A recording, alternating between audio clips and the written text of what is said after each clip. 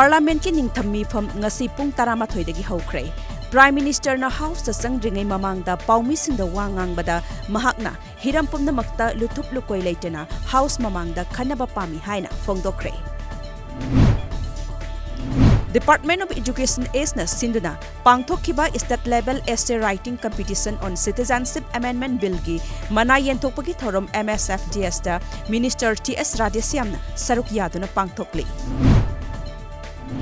Delhi da laiba maitai pangal mahiroi loop dams ki fresher cum literary meet listing ni taramapan S1 auditorium ZNU konthang da pangthokre.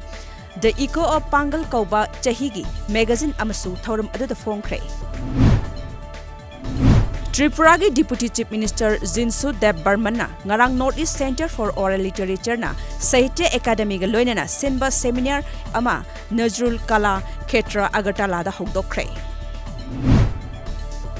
Center na Citizenship Amendment Bill amuk puthok na bahot na rakpabo yaning da utladuna Northeast Forum for Indigenous People NEFIP na Meghalaya da ngasi amadi hayeng ahing lambi thingbagi khongjang sangsin gadauri.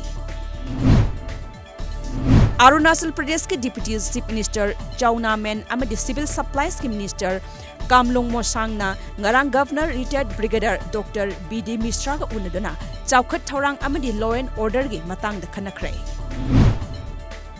India ki President Ramnath Kovind na Sarad Arvind Bobdrebu Chief Justice of India oina wasak laukre.